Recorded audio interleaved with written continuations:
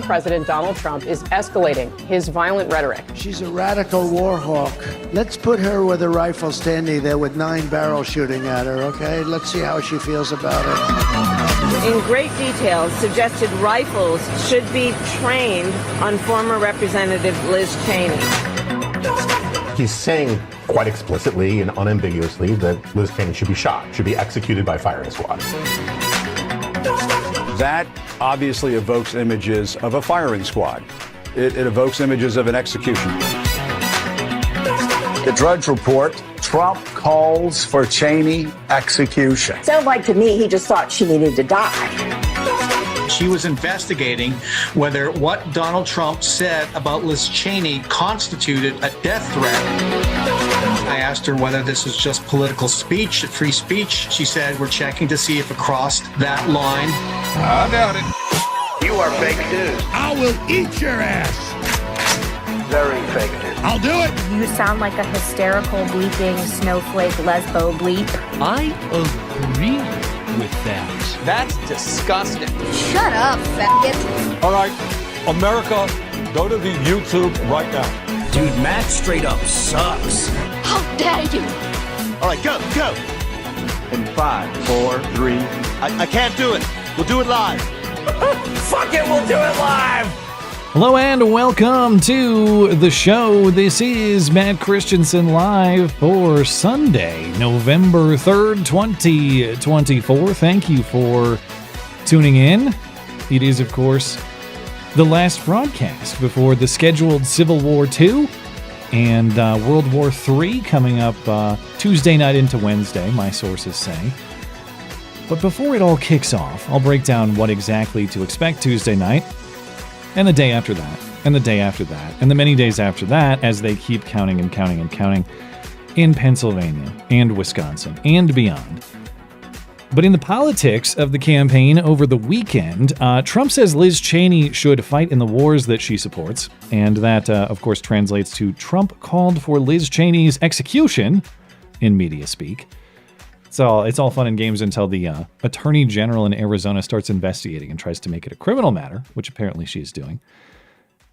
Joe Biden yesterday says he wants to smack... let me get the quote right. Smack macho ass. He's talking about macho MAGA supporters, Trump supporters, MAGA people, to an audience of union workers in his hometown of Scranton, Pennsylvania. He says, these are the guys you want to smack in the ass. MAGA people, Trump supporters. And then also over the weekend, Tim Walz calls Elon Musk a gay guy. So I don't know what kind of slips are going on with the Kamala people, but they are entertaining to watch. Big news late in the week and into the weekend, much like 2016. There's so much about this election cycle that feels a lot like 2016. We'll see if the result follows. But again, we have the wrongful killing of an animal that has become a campaign meme centerpiece. Of course, then it was Harambe the gorilla in Cincinnati. This time, it is poor Peanut the squirrel in New York. And also Fred the raccoon. Don't forget about him. So I will pay my respects and explain what happened to the best that I can. Of course, explaining New York nonsense is difficult to do. But speaking of New York injustice, quietly, the Daniel Penny trial is underway in New York as well. This, of course, is the subway chokehold case. Turns out Jordan Neely, the precious Michael Jackson impersonator who was just wrongfully choked out by a Marine veteran, Jordan Neely was alive when police and first responders arrived. And he had a pulse. He was breathing. It turns out they just didn't work all that hard at maintaining his life because they thought he was gross. They thought, I don't want hepatitis. He might barf on me. And actually, I would not want to go mouth to mouth on that man either. But much like the George Floyd case, a lot more detailed information is coming out on exactly what happened in the Daniel Penny, Jordan Neely case. I'll get to that later in the show. Plus, of course, I have hoax hate, as always. No calls tonight. I have lots to discuss. I do plan on making your calls a big part of Wednesday's stream. So do stop by for that. I will be interested to hear your election thoughts on the other side of it. And of course, I'll catch up with your super chats before I'm done tonight as well. $10 and up on the Sunday show because I am a no good, low down money grabber, of course. But hey, speaking of no good, low down money grabbing, Got to do a little bit of that. Have you ever wanted to grow your own garden, but you didn't feel like you had the space?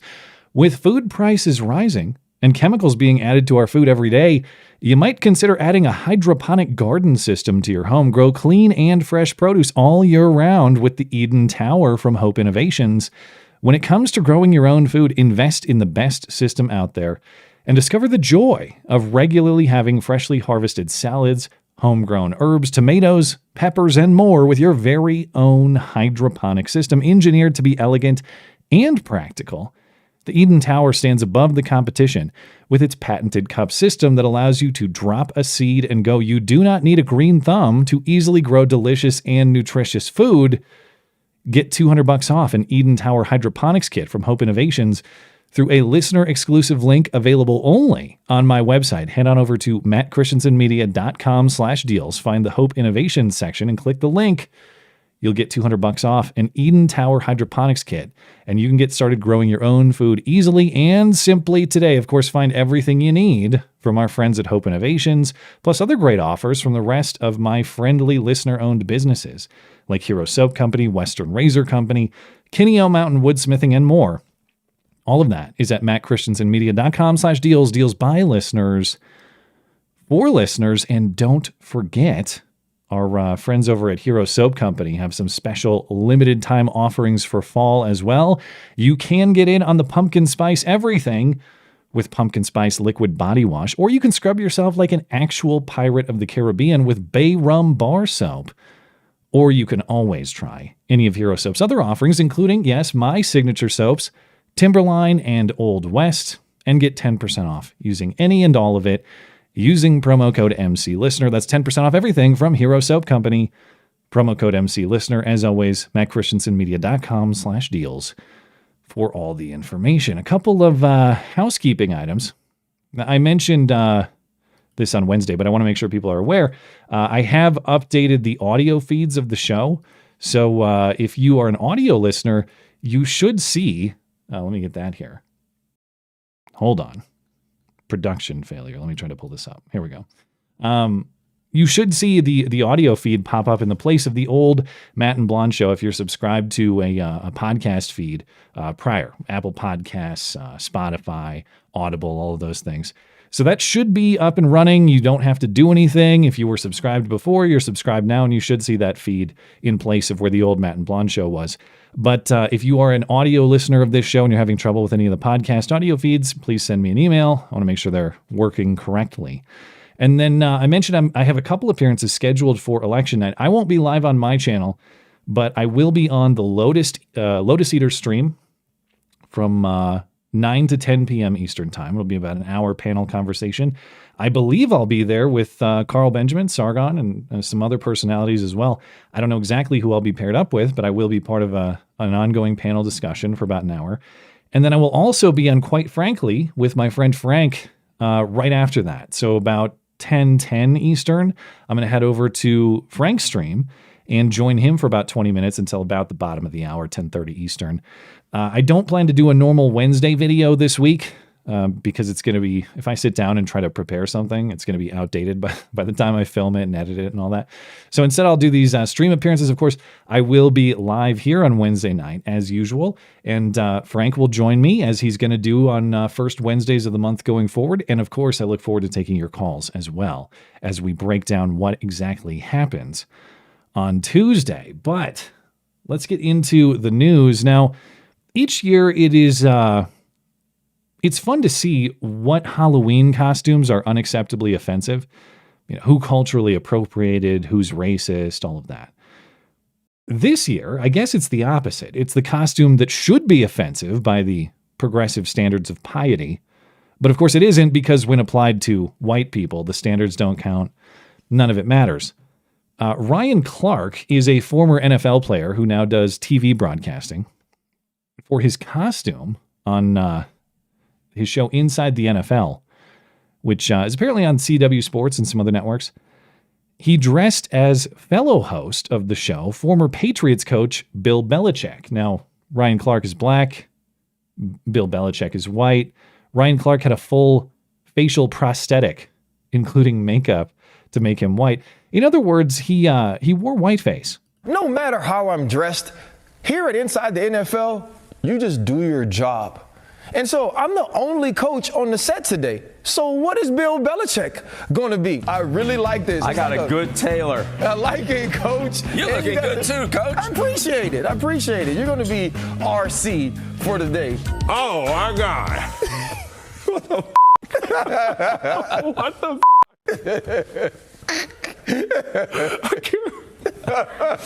You made me spit my gold teeth out. Now, completing the absurdity, that guy you just saw speaking with the gold teeth, that's Chris Long, former NFL player Chris Long. And he was actually dressed up as another personality on the show. That's former NFL player Chad Ochocinco. So to clarify what we just watched, black guy dresses up as white guy, full-on whiteface, prosthetic mask. Whiteface is just fine. When a white guy on the same show dresses up as a black guy who's also on the show, we're just going to make him look like Mr. Clean. We're just going to make him look like a cone head from the old SNL days. We'll just give him the bald cap and we'll call it good because we cannot darken his skin even a shade. And this is not me complaining. I think it's a fun bit to dress as other people on your show. I did that with Blonde back in 2016 in the first Halloween episode we had of the show. It's fun. So I'm not sitting here trying to police it. I think it is funny if they all dress up as each other. I'm not here to do racial policing. But of course, people did notice the double standard and they went after Ryan Clark. And Ryan Clark says he is the victim of what he calls the whiteface mob. The whiteface mob is after him. And he says, no, there's no such thing as whiteface. There's only blackface. As part of a Twitter statement, he said, quote, blackface was invented by lower tier white people. I'm not sure what the tiers of white people are. But I guess I should find that encouraging because there are certain ones he considers acceptable, at least. But lower tier white people, because it distanced them from their class. And then they used it to mock black people in the film industry. He wrote, it was part of oppression. Blackface is racist from its inception to its execution to its intention. There's no equivalent because there's no equivalent in the oppression. So if a black multimillionaire celebrity gets portrayed by some middle-class white guy out there, let's say you were Ryan Clark for Halloween and you wore blackface. You did what he did. You got a prosthetic and you darken the shade of your skin. Even though he's a multimillionaire, you're just a guy. You know, he's done really, really well for himself, and that's great. I don't begrudge him for it. I'm just saying the idea that he's oppressed in some power structure is hilarious. If anybody does that to him, that's oppression because 100 years ago, somebody else meant it meanly. And what does that demonstrate to you? The victimhood is inherent, the victimhood is immutable, and wow, what luck. It also provides special privileges that nobody else gets. So he is right. He's absolutely right that there is power in play here. It's just a power play in exactly the opposite way that he describes. He gets power that others don't have, that others don't enjoy. But it's just another, who am I? You know, you're probably sitting out there wondering, Matt, why are you talking about football? Football's gay.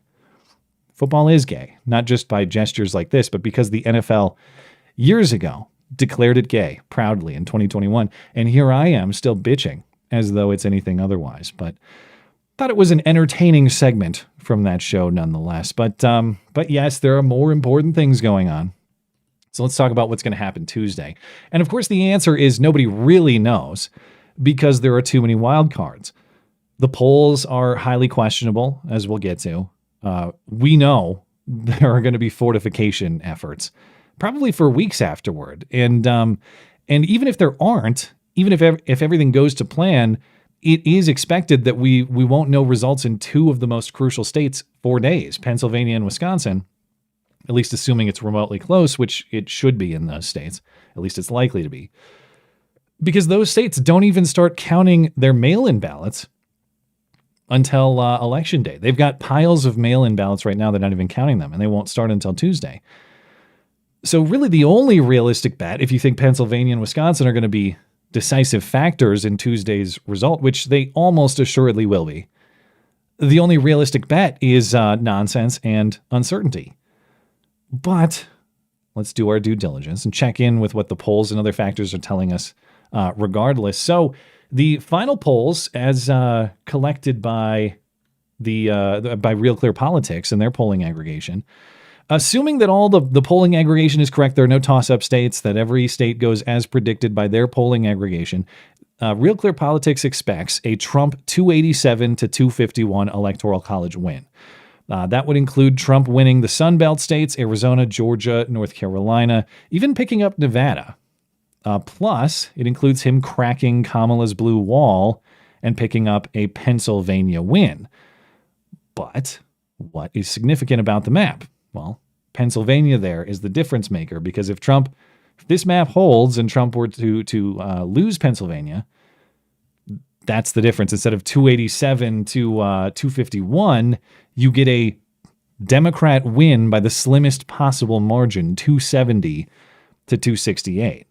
Now, of course, in this scenario, Trump still could win by, say, picking up Wisconsin or picking up Michigan, or maybe there would be some kind of shocker where he picks off like a New Hampshire or a Virginia or something like that. There are still possible paths, but the bottom line is if Trump doesn't take Pennsylvania, the path gets tougher. It gets tougher for both candidates. The path really goes through Pennsylvania.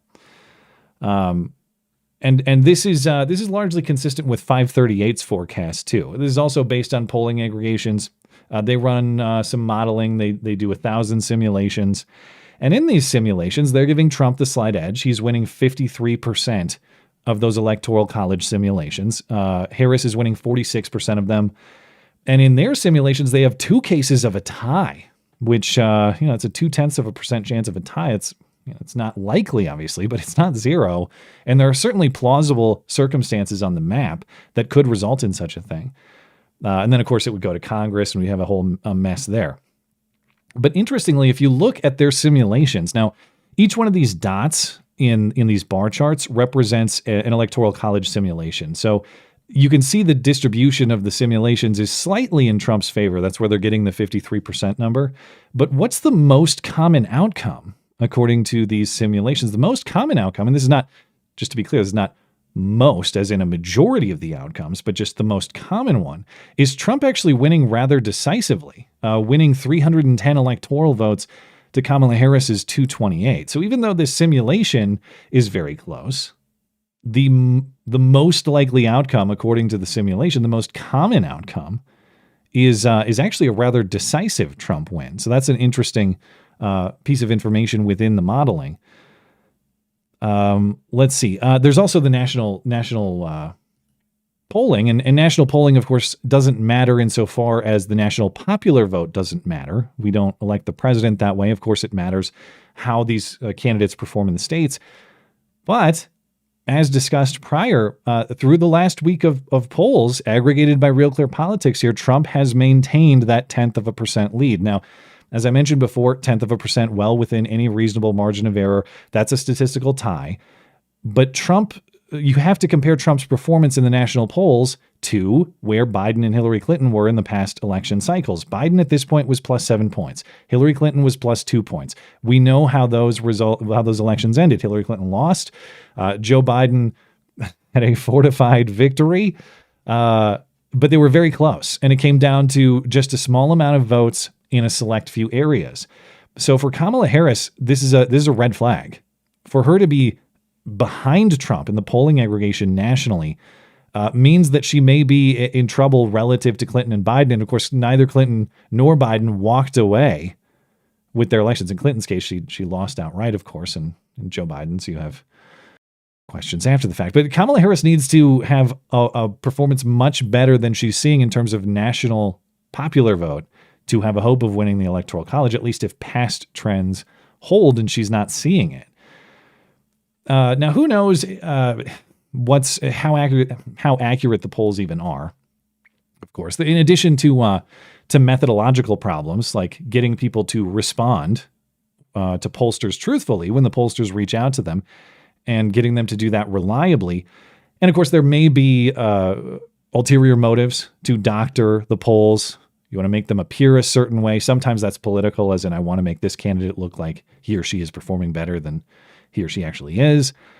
Or sometimes, as pollster Nate Silver, or data analyst Nate Silver is highlighting this week, sometimes it's just covering their asses. It's not even like a make Kamala look good thing. It's just, we don't want to be the polling firm that is showing information way outside of everybody else. And this is the effect that he calls herding. Really what you're seeing is pollsters getting their poll results in. If they see something widely divergent from what other pollsters are reporting, they doctor their methods, they throw out what they consider to be outliers, and they get their results to be something close to what everybody else is saying. It's less political, at least in his analysis, and it's more just trying to fit in. Like, I want to be part of the cool kids club. So pretty much every poll I put out there is going to show Trump or Harris +1. And then when I fit into the club, and then whatever the result is, I'm not off by 1,000,000 points, and so I don't look like a total fool. It's really a cover your ass exercise, according to Nate Silver. And that's what he's saying this week. He says, it's 1 point this way or that way.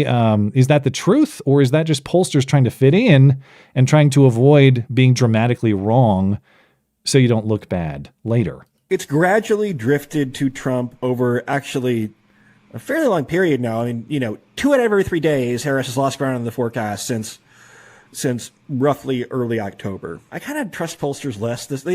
Every time a pollster, every state is just a +1. Every single state's a tie. No, you're fucking hurting. You're cheating. Your numbers aren't all going to come out at exactly 1 point leads when you're sampling 800 people over dozens of surveys. You are lying. You're putting your fucking finger on the scale. All these GOP leaning for it's always, we're not going out too far on a limb, Trump. It's just Trump +1 in Pennsylvania every fucking single time. No, that's not how fucking polling works. The pollsters just fucking punting on this election for the most part. Okay, so bottom line, I do think there is an electoral edge for Trump, but the most important states will be fortifying for days afterward, and so this is really again unstoppable force. I think there's an unstoppable energy behind Trump's campaign. I really do, but there is the immovable object of Democrat fortification. We're going to find out what wins on Tuesday, and if you think the polls are a bunch of crap, as even Nate Silver is saying they might be, well, let's take a look at the betting markets. That's another way of measuring what we might expect to happen. Of course, this isn't pollsters calling or contacting people and asking, for whom do you intend to vote on November 5th? This is people just putting money on the line, either based on their gut instinct or based on information that they have to suggest the result. And a lot of people put a lot of stock in the betting markets because, of course, this isn't just people bullshitting with pollsters. These are people who have money on the line and therefore are, they're literally putting their money where their mouth is. And Trump has the odds for Trump have really scaled back really over the weekend or in the later part of the week. Trump peaked on Wednesday at almost 67%, so 2/3 odds on Polymarket. And over the course of the last few days, he has dropped down to just under 55%, a 55% favorite to beat Kamala. And she has a 45% chance to win, according to the betting market, Polymarket. So, slight Trump edge. We'll see where that goes come Tuesday. But that, of course, is only part of the picture, the presidential part of the election. We also have the question of what's going to happen with Congress. We'll start with the Senate. Now, 538's modeling has it overwhelmingly likely that Republicans take over. And, of course, anything less would be viewed as a massive failure for Republicans, given the map. Democrats have tough seats to defend. Republicans don't. 538 is saying in 90% of their simulations, Republicans take over, but only by a slim margin. The most likely outcome in this model is that Republicans pick up 3 seats and gain a majority of 52 to 48. Now, Real Clear Politics polling average is actually forecasting a slimmer Republican majority. In fact, the slimmest. Based on their aggregated polling, they're expecting Republicans to pick up the bare minimum majority, 51 to 49. And the two states that this forecast is expecting Republicans to pick up are the ones that they are all but assured. So West Virginia, Joe Manchin is retiring. Democrats aren't even putting up a serious fight there. That's going to flip from Democrat to Republican. And then here in Montana, polling is not good for incumbent Democrat John Tester. Tim Sheehy is looking very good. I would be shocked if you don't see Tim Sheehy pick up Montana for Republicans on Tuesday night. But in this Real Clear Politics forecast, Republicans get nothing else. They don't pick up Ohio. They don't pick up Pennsylvania. They don't pick up Michigan, not Wisconsin, not Nevada, not Arizona. Now, I think conservatively, Republicans pick up at least one more of those. And so I think the 538 prediction of the 52-seat Republican majority in the Senate, that's probably the floor in my estimation. Maybe they can pick up half of these competitive seats, and maybe they get 54, 55 seats, something like that. It's possible. Bottom line in the Senate, you're going to get a Republican majority in the Senate. West Virginia's a given. Montana's practically a given. That's your majority right there. We'll see how much Republicans can pick up beyond that. And the House is basically impossible to predict. According to 538's modeling, they have Republicans retaining control of the House in 52% of the simulations. Democrats gain the House in 48% of those simulations. And if you look at how that breaks down, they're counting 177 seats as Democrat locks, and they're counting 191 as Republican locks. When you factor in the leaning districts, though, they actually expect a 215 to 215 tie. And then there are how many seats remaining? 5. So according to this model, 538 is expecting 5 seats to determine the majority. Those are districts in Michigan, Washington, New York, and 2 in California. Now, I looked at those districts, and if you actually follow the leans that are suggested in the polling in those districts, the model predicts the closest possible margin, 218 Republicans to 217 Democrats, according to the polling aggregation as compiled by 538. So you get the bare minimum 1-seat majority for Republicans. The most likely outcome forecasted in this model is that Republicans have a slightly larger edge, that they have 219 seats to Democrats 216. So we'll see how this plays out. Now, what I'll be watching for on election night, of course, unless something goes crazy in Pennsylvania, unless Trump crushes, or Kamala, I guess, unless one of the candidates crushes in Pennsylvania or Wisconsin, you're going to have a lot of questions there. What I'll be looking at as my own personal gauge to figure out how the night is going, I'm going to watch New Hampshire and Virginia. And you might wonder why, because those are solid blue states. And they are, and it would be shocking for Trump to pick off either one of those, though theoretically possible.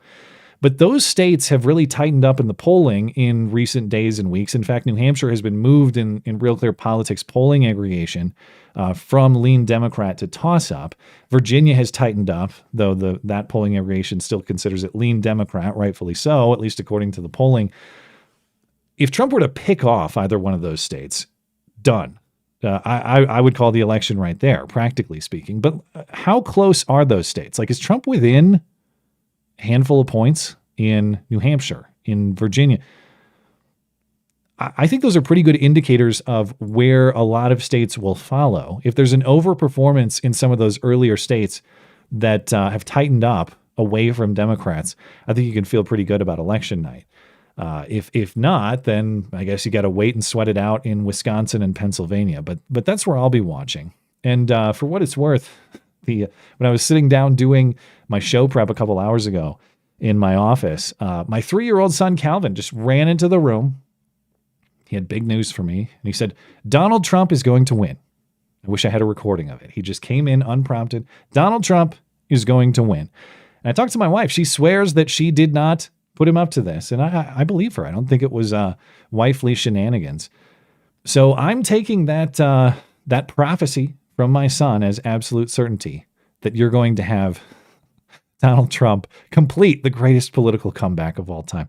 But I guess I didn't ask my son about the fortification to come in the days after. So I'll have to consult that magic 8-ball brain of his and see what he has to say about that. But I won't bore you with polling and with electoral politics any further. I just kind of want to get an idea of what exactly to expect, what the baseline is going into Tuesday. Let's talk the politics of the final weekend, like the back and forth, I don't know, the political theater of it. Of course, this week was garbage week, and I do have an update in Joe Biden's Garbage Gate commentary momentarily. But later in the week, the claim was that Donald Trump called for Liz Cheney's execution during a discussion with Tucker Carlson in Glendale, Arizona. Now, Liz Cheney has, of course, bucked her party. She still calls herself a constitutional conservative who is supporting Kamala Harris because reasons. But yeah, Liz Cheney has not just bucked her party in terms of supporting Donald Trump. As we've followed on this stream, she's endorsed Kamala Harris, and she's been actively campaigning for Kamala Harris. And Trump said on Thursday night, during this discussion with Tucker, that Liz Cheney's a war hawk, and maybe she'd feel differently about her war hawking if she was the one facing rifle barrels instead of expecting other people to do that. I don't blame him for sticking with his daughter, but his daughter's a very dumb individual, very dumb. She's a radical war hawk. Let's put her with a rifle standing there with 9 barrels shooting at her, okay? Let's see how she feels about it. You know, when the guns are trained on her face. You know, they're all war hawks when they're sitting in Washington in a nice building saying, oh, gee, let's send 10,000 troops right into the mouth of the enemy. But she's a stupid person. And of course, that clip was cut up all week. They take out the part of Liz Cheney supporting wars and supporting sending people to fight overseas, and they present it as though Trump just said, Liz Cheney should look down the barrel of a gun and someone should pull the trigger. So I'm not going to go through all of those, but we heard the chorus this whole week. People claiming that Trump called for Liz Cheney's execution, Trump made a death threat against her, blah, blah, blah. But of course, this is the same argument that people of anti-war perspective, including anti-war progressives, have made against the war machine forever. If you send other people to war or you support that, maybe you'd think differently if you had to go to the front lines or if your kids had to go to the front lines. But Liz Cheney has to seize the opportunity to victimize herself. She made a post on X to amplify the claim that she was threatened with her death. She tweeted, "This is how dictators destroy free nations. They threaten those who speak against them with death. We cannot entrust our country and our freedom to a petty, vindictive, cruel, unstable man who wants to be a tyrant." Now, I do find this interesting, not just because it's willfully dishonest about what Trump actually says, but because she doesn't counter the point that he made. The point that he made was she is eager to send other people to war, other people's kids to war, but not necessarily her own. Does she have a response to that accusation? I don't see one in this statement. Of course, Trump didn't threaten Cheney he didn't threaten Cheney with death at all, but he definitely didn't threaten Cheney with death for opposing him. He said she should face the consequences of her own politics. And she has no response to that. She just lies about what he actually said. And Kamala Harris did it too. Kamala Harris repeated the same lie on Friday. She said Trump in great detail called for Liz Cheney's execution. He has increased his violent rhetoric, Donald Trump has, about political opponents, and in great detail, suggested rifles should be trained on former Representative Liz Cheney.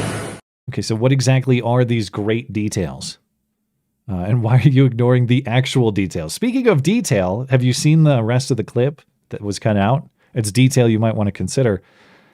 The relevant detail is Trump saying maybe if she wants to send other people's kids to war, she herself should go to war. Speaking of the details, but we're just going to get claims of being detailed with an actual absence of it. Anyway, I could do a montage of all the media personalities saying the same thing. In fact, there were excellent montages all over Twitter. The one that I think is worth discussing is the case of Jonah Goldberg on CNN responding to this Trump statement. Now, Trump made those comments on Thursday night. Then early Friday morning, Jonah Goldberg is on a CNN panel discussing Trump's comments. And he said that Trump very clearly and unambiguously called for Cheney's execution. I don't think you even need to call it fired upon. He's saying quite explicitly and unambiguously that Liz Cheney should be shot, should be executed by firing squad. Let's execute a political opponent who happens to be a woman because I don't like her. And that, of course, is inaccurate, not according to me, but now according to Jonah Goldberg himself. So that exchange happened early Friday morning. By midday Friday, Jonah Goldberg was on Twitter with a statement retracting his commentary. He said, in part, I was reacting in haste to what were objectively appalling and irresponsible comments that had been framed in the setup piece in the context of previous statements Trump made while shooting protesters, about shooting protesters, and having generals executed. Still, I was wrong to say he was calling for a firing squad execution. Trump was making, albeit in his customary fashion, a different argument about Cheney's alleged foreign policy views and the use of force. I let my disgust at Trump's comments get the better of me, as this was the first time I'd heard them.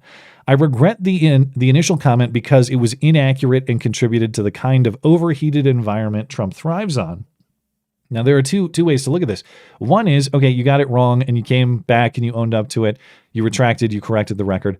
Good for you. Thank you. That actually is uncommon these days. And I will offer some credit for that. A lot of people don't. But the other way to look at this, and I think it's necessary criticism, it's a necessary critical look, is that there are a lot of acknowledgments and admissions in this statement. Just about the journalistic process, both for him and for CNN by extension. He says, I actually hadn't listened to the clip in full before I saw just this cut of it on CNN. So you had a very strong opinion about this clip before you actually looked at it in full yourself. And then you called it explicit and unambiguous, even though you hadn't investigated it at all. And the question is, do you often form very strong, unambiguous opinions about things you haven't actually looked at closely? If so, why are you in this line of work? He says, well, I only saw this as part of a CNN montage that they cut up to present it in the context of some of the other inflammatory things Trump has said. Okay, but again, this explanation would require us accepting that CNN uses biased or dishonest presentation, apparently omitting context that changed the meaning of the statement. So how do we explain what CNN did in that situation? Well, I let my disgust about Trump's comments get the best of me. Well, did you, or is that your moral compass? If Trump did it, bad. If Trump said it, bad. Are you admitting that this is in fact a guiding principle for you? And if so, it might be an overly simplistic and morally vacuous way of looking at the world. Also, the question in this statement, what changes do you want to make going forward?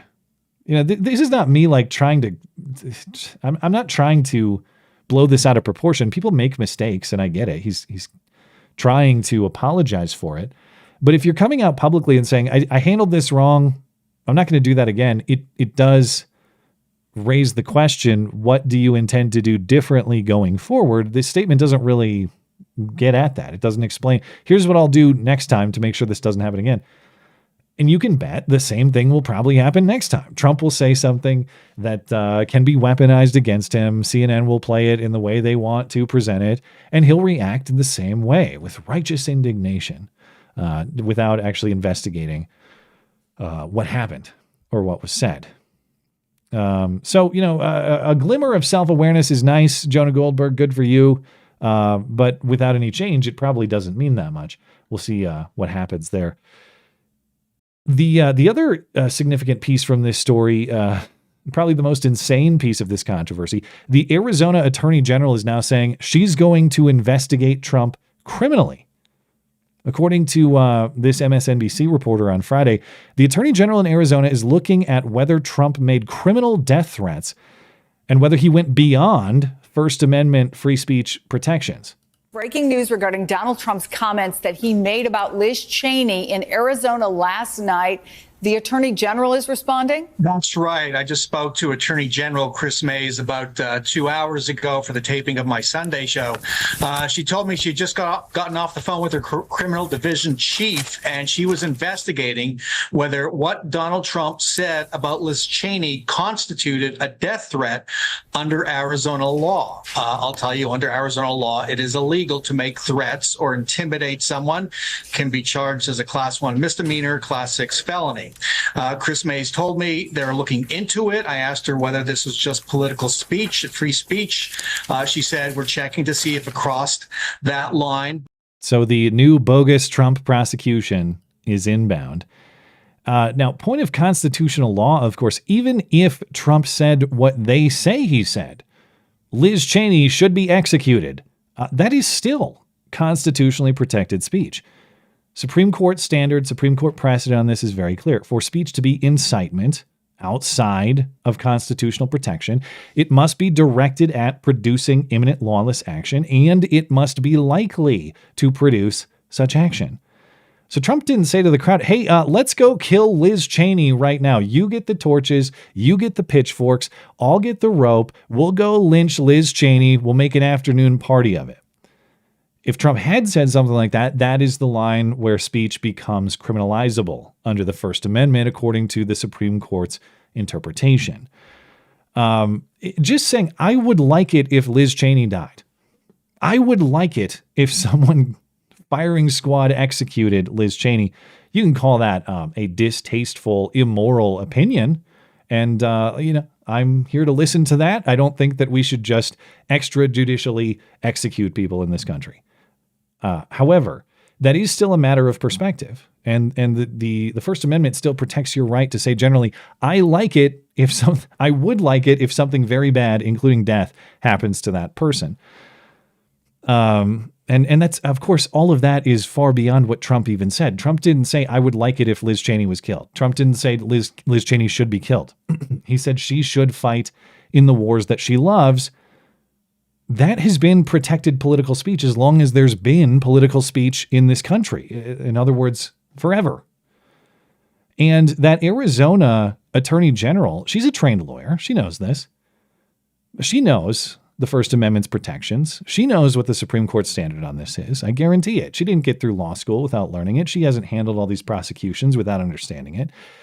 So she's going to dress this up anyway for political benefit in violation of her oath to the Constitution. So in response to that, I will offer another First Amendment protected statement. I would like it if she wore a Big Bird costume for Halloween, only a week late. I would like it if feathers were applied to her with a warm adhesive. But do not meet me at the town square tomorrow because I won't be there, because that is not a call to imminent lawless action. Anyway, that they can investigate all they want. They can make all these claims. It's not going anywhere. You are not going to be able to prosecute him for what he said on that stage. And any claim otherwise is willfully misleading people for political purposes, in addition to direct defiance of the Constitution and the First Amendment. Now, in other political events this weekend, Joe Biden just continues to gaffe as hard as he can for Kamala. He had the garbage line on Tuesday. He was trying to eat babies at the Halloween party on Wednesday. Yesterday, he was campaigning for her in his hometown of Scrappy Scranton, Pennsylvania, in front of a labor union audience.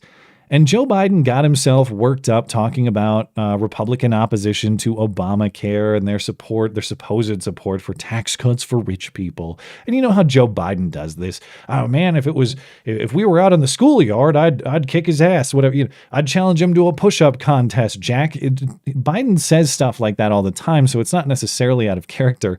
But the way he worked himself up this time and what he said ended up being hilarious. He said Republicans, Trump supporters, MAGA people, they are the kind of guys he'd like to smack in the ass. There's one more thing Trump and his Republican friends want to do. They want another giant tax cut for the wealthy. Now, I know some of you guys are tempted to think it's macho guys. I'll tell you what, man. When I was in Scranton, we used to have a little trouble going down the plot once in a while from Greenwich. But I'm serious. These are the kind of guys you like to smack in the ass.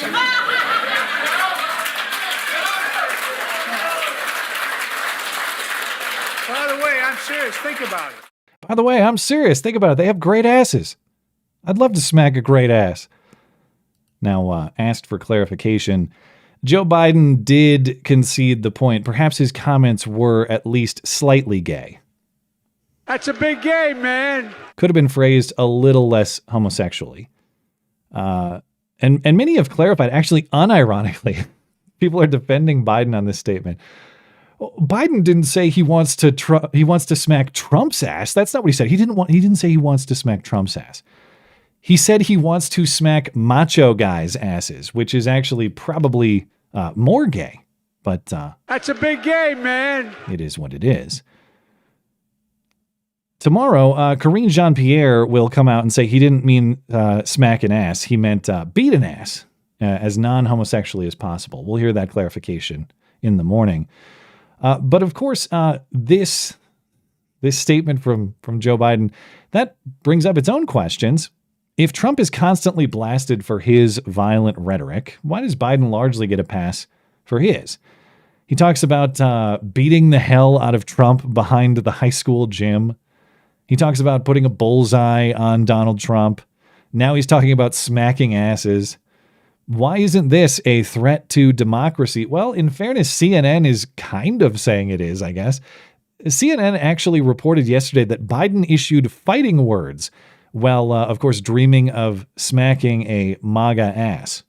But also just his visceral distaste for Donald Trump. He got worked up at one point talking about how Trump wanted to repeal the Affordable Care Act, wanted to cut taxes for the wealthy, and said that these are the kind of guys you like to smack on the ass. So you hear fighting words from President Biden in this speech today.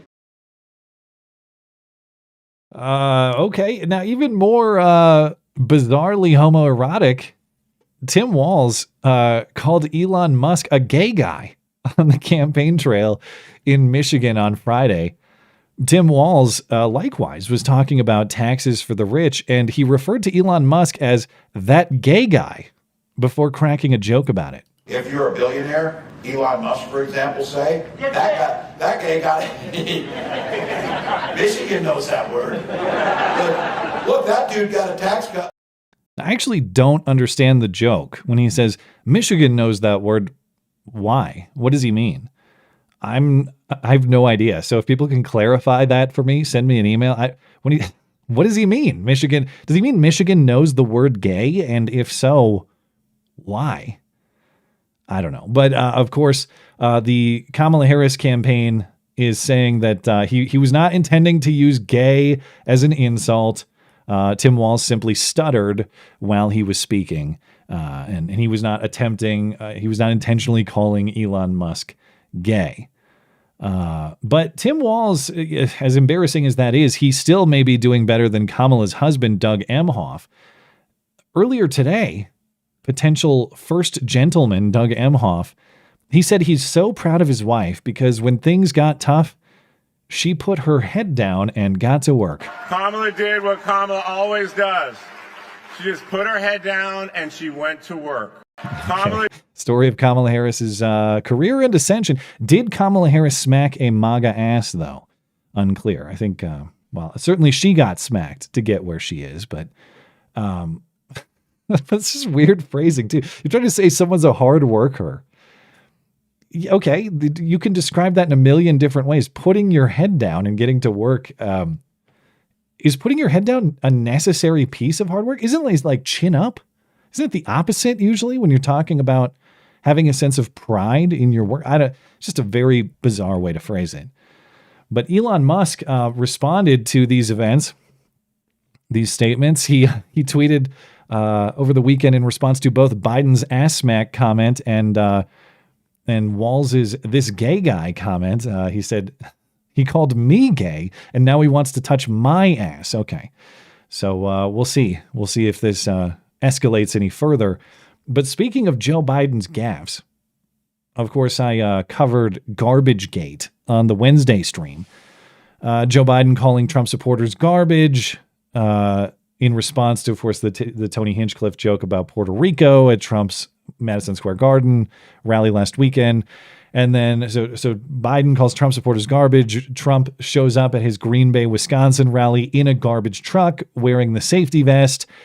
And then Biden's people at the White House claiming it was all just a grammatical misunderstanding. And Biden, by virtue of a possessive apostrophe in the statement, was talking about Tony Hinchcliffe only and not Trump supporters overall. Now, recall, of course, part of that controversy was the White House editing the official transcript of Biden's comments to achieve that result. And initially it said the only garbage is his supporters, plural. Then they changed the transcript to say the only garbage is his supporter, apostrophe S, the garbage of one of his supporters, that supporter being Tony Hinchcliffe. Well, according to the AP this week, White House officials, that change came about through pressure from the White House press office. White House officials pressured the official stenographers to change the transcript. The pressure was described as, quote, a breach of protocol and spoliation, or spoliation? What is that word? Spoliation. I just typed it wrong. Spoliation. They spoiled the transcript's integrity, because the stenography and press offices at the White House, let's back up. The accusation is that the press office improperly pressured the stenographer's office into changing the official transcript. And this is according to not just like a third-party analysis of what happened. This is according to an email from the stenography office obtained by the Associated Press.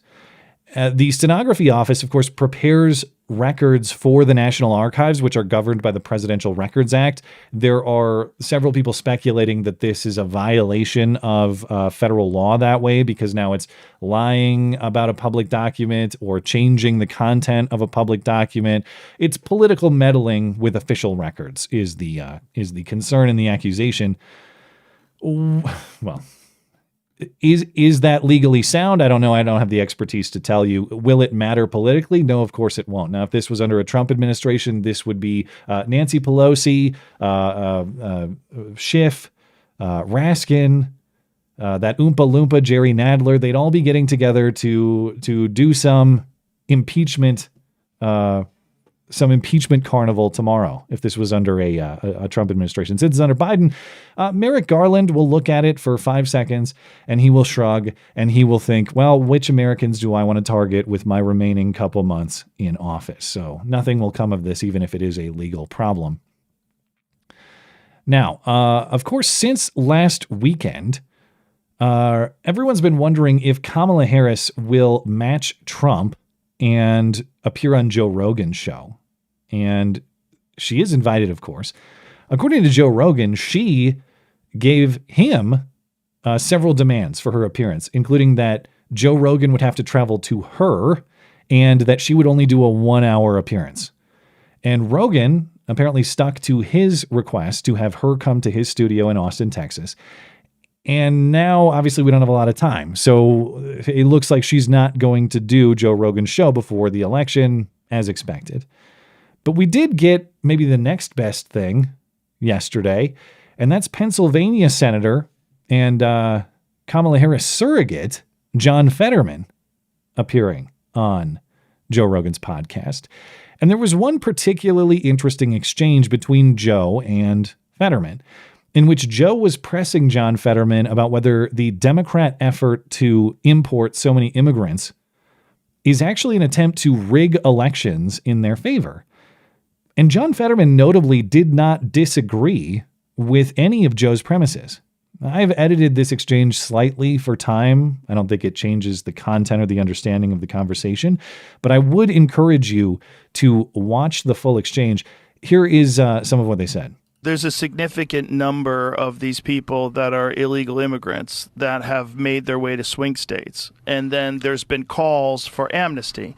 There's been calls for allowing these people to have a pathway to citizenship and allow them to vote. The fear that a lot of people have is that this is a coordinated effort to take these people that you're allowing to come into the country, then you're providing them with all sorts of services like food stamps and housing and setting them up, and then providing a pathway to amnesty, and then you would have voters that would be significantly voting towards the Democrats because they're the people that enabled them to come into the country in the first place and provided them with those services. Well, it's what immigration is always going to be a tough issue in our nation. It's useful for one side or the other. I think it's really it's important that we have to have an honest conversation. But doesn't that seem logical, though? If you have a significant number of people that are being moved into swing states that have come across the border illegally, and then you've provided them with all these services, if you gave those people amnesty and allowed those people to vote, and it was very organized, you could essentially rig those states. Undeniably, immigration is changing our nation. I mean, I haven't spent a lot of time in Texas, but it's very clear that immigration has remade Texas, and I think it's for a good. Now, in fairness, John Fetterman's brain does not work, and so he may nod along with pretty much anything. But it was more than just nodding along. When Joe says, "Hey, are you guys importing millions of illegals and trying to get them to vote so that you have permanent power at the expense of Americans?" It's a paraphrase of Joe's commentary, but John Fetterman's response is undeniably. What Joe said to him before he said undeniably, what people are concerned about is that these people will be moved to swing states and that will be used to essentially rig those states and turn them blue forever. John Fetterman's response immediately to that, undeniably, immigration is changing our nation. But if he had a firm opposition to that premise, he'd say, no, that is not what's happening for reasons A, B, and C. Instead, his response was undeniably. Okay, if John Fetterman accepts the premise that immigrant votes are going to cancel out American votes or even exceed them, his closing statement there is, we got so much immigration, I think that's generally for good. Well, on what basis do you say that the American vote being diluted by a foreign vote is good? What's the good part of that? What is the benefit that outweighs having diminished sovereignty for our own country? Is it taco trucks? Is it MS-13? Is it new apartment management in Aurora and San Antonio? What is the benefit? Again, I'd encourage you to listen to the full show to get the full context. But John Fetterman, I know he has his moments of sanity too, even though you have to question how much sanity there is left in that brain. But I think of him, a lot like I think about Joe Biden. It's like there's these little flickers and glimmers of truth in there that aren't really supposed to get out, but then they come out. Joe Biden talking about the biggest voter fraud operation in the history of the country and many of his other statements that were supposed gaffes or false things that he didn't mean to say. Likewise, I kind of consider Fetterman's commentary here to be a lot of that. Like there's some knowledge deep in his brain or what's left of it. And when Joe Rogan says, hey, this seems like a scam to rig elections, his response is, oh yeah, undeniably. Interesting exchange. And this is why Kamala Harris will not appear on Joe Rogan's show, by the way, because the slightest, I wouldn't even call this aggressive questioning. It's just Joe Rogan thinking through a concept in real time and getting Fetterman's thoughts on it. It wasn't like some intentional takedown, but you can see how a lot of this worldview, when just questioned slightly, will either be completely exposed as false or will grant premises that they otherwise disagree with publicly as true in sort of a more casual setting because it's not necessarily a particularly well thought out worldview. Anyway, maybe someday we'll get to hear the cackle echo through that Joe Rogan studio, but it won't be anytime soon. With that, it's a good time for a break because I got to talk Peanut the Squirrel and Fred the Raccoon, but it's going to take a little bit of time to do that. And so I'll catch up with your chats here and I'll get back into it. Over on Rumble, iBotPN customarily just supports the show with absolutely no note, and that is appreciated. Symes, 82. I am not going to be niggardly. Says, hope you're having a lovely evening, Matt. Do I need to adjust my support on YouTube? Oh, sorry. Do I need to adjust my support on your website considering Blonde's actions? Just for the record, I 100% agree that you deserve her part of my money. I have followed up. Thank you for supporting the show, both through Super Chat and through the website. I have followed up with everybody who supported the former Matt and Blonde show through my website with an email. If you have not received that email, please check your inbox. It should be in there. It clarifies the situation going on. People who don't want to carry on with me and don't want to support this stream, you are eligible for cancellation, refund, all of that. People who wish to continue supporting my stream, this show, this content, you don't have to adjust anything. So I want to make sure that I follow up with everybody who needs help or needs clarification. That email went out last week. If you missed that, though, please do send me an email, and I'll make sure that everything is set up to your wishes, and we'll get that taken care of. But for you, Symes, no, if you want to keep supporting going forward, you are more than welcome to do that. And of course, it's hugely appreciated to keep my operation running. And if you're a person who is interested in supporting the show through regular monthly contributions to it, the link to do that is in the description of this stream. I've got that through my website. It's linked right at the top. Thank you, Symes. And if you have any questions about all of that, please send me an email and get you taken care of. Yakko 1977 says, here we go again on the eve of the election that shouldn't even be close, but after 2020 I dare not get overconfident, not one bit. Take nothing for granted, get out and vote, make it too big to rig. I agree. I know we've had a lot of discussions about voting on this show and the value of it, depending on the degree to which you think the country is salvageable and all that. If you believe that there are better and worse futures based on this choice, there's a very low effort that you can make, but just filling out the ballot and going on with your day. And we can figure out, I certainly have questions about the direction of this country, even if Trump wins. There's a lot of problems to solve, but man, I keep thinking about what is going to be my response or the way that I process if we see the exact same show again. If it looks like a pretty solid Trump win only to have it taken away by a bunch of bullshit in the days that follow, what is going to be the proper way forward? And I'm not going to get into that until that becomes a reality, but I'm thinking a lot about that. And yeah, obviously I would agree. Do your part, fill out your ballot, get your vote in. Is it going to save the world? No. But is it a minimal effort you can make to benefiting the immediate future of this country? Absolutely. Let's choose the better of two options and decide how to move forward beyond that. Boogeyman, as always, says, I doubt it. Thank you for your support for the show. And Robo Steve, did you get many trick-or-treaters? I doubt it. If so, what was the best costume? Actually, I was out trick-or-treating with my 3-year-old son, Calvin, and my wife and my dad were with us, and my mom held down the fort to handle the trick-or-treaters. So I was actually with a big mob of kids in our neighborhood. It was kids and parents, probably 24 of us walking around. And my favorite costume, well, one of the neighbor families had they had the whole Sesame Street bit. So one of them was Cookie Monster and one of them was Oscar the Grouch. And that was a cool group costume. And then another woman in the neighborhood had a piñata. It was a really cool piñata getup. And her husband would, speaking of smacking, Joe Biden style, smack her with a stick and she would release candy for the kids, which I thought was pretty clever.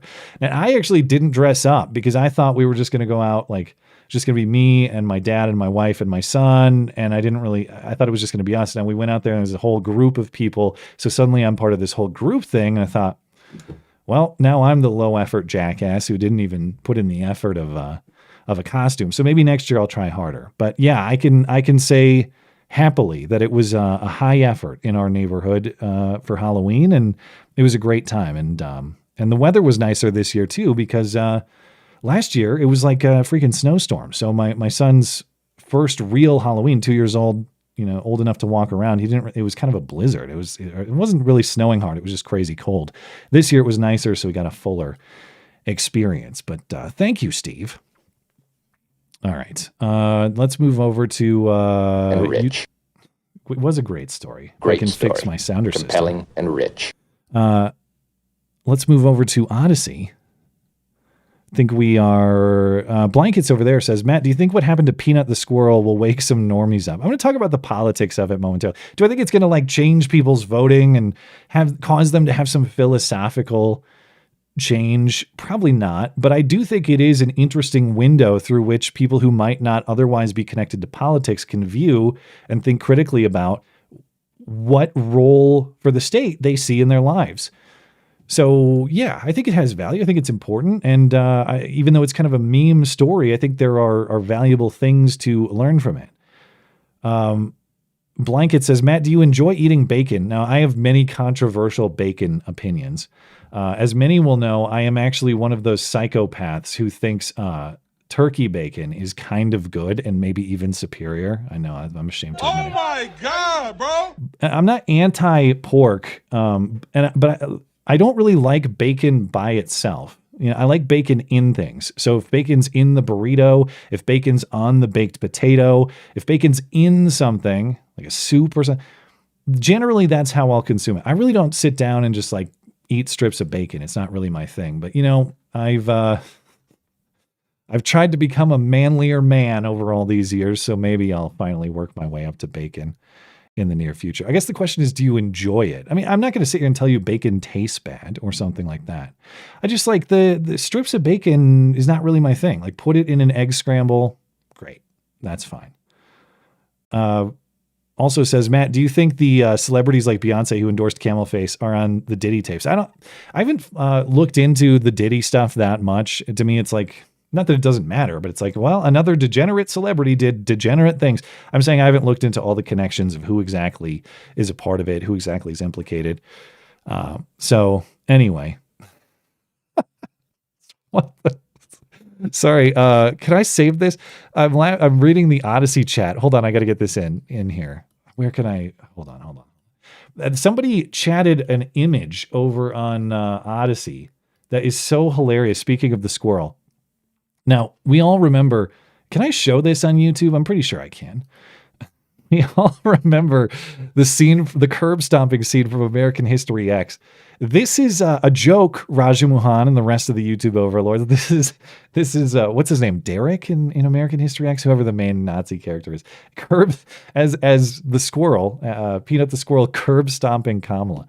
Thank you to Blankets for that contribution to the show through the Odyssey chat. As always, there's fun to be had in the Odyssey chat. Okay, YouTube and Tippy, let's get a few over there before we get into the squirrel and raccoon news. Long Dong John says, Matt and I were about to make love when an old guy with a red tie barged in. Oh wait, no, this was last week. Sorry, I never mind. Hold on, I went too far back. That was the porn ad from last week. Long Dong John this week says, blonde or why can I not read? Trump or the tramp? Cheap groceries or World War III? Orange Man or the Pajiger? Pajiger being a combination slur between Pajit and jogger. I take it. Will Matt have hope for the future, or will he break into Blonde's house? I guess that's why I read it that way, because it's the word right under Trump. Will he break into Blonde's house and raid her black pill cabinet? And this week we will find out, and I am hyped. It's I'm excited to see what happens this week. Even if the outcome is preposterous and the worst outcome, there are silver linings in everything. So as I've said, when you have kids, when you have a family, you have a moral obligation to avoid the black pill. You must build the best future possible. So I won't be taking black pills, but I will have questions about what the solutions to this problem are if the election goes totally silly and haywire again. So we'll need a final solution, Raja Mahan. That's all I'm saying. We'll talk about that later. Peanut the Squirrel. I have information that will lead to the arrest of Hillary Clinton, just like Harambe, I guess. Peanut, poor Peanut. Fred the Raccoon says, I have photos of Kamala Harris at one of Diddy's freak-offs. I would believe him. That's probably correct. Okay. Let me refresh, and we'll get a few more of these. K. Burke says, 2 questions. Have you seen Up in the Air, George Clooney, and do you think Trump can break 290 electoral college votes? I'm hoping for over 300. And RIP Bash and Peanut. Love your work. Well, thank you. I appreciate that. And I appreciate the well-wishing for my lost dog, though, of course, he was not given the treatment that Peanut was. No, I have not seen Up in the Air. And do I think that Trump can break 290? Well, like I said, the most common forecast in that 538 model is Trump at 310. So certainly, do I think he can? I'd have to go back to the map and break down exactly what states it would require to breach that threshold. But let's say that he sweeps the Sun Belt, and that looks pretty good right now.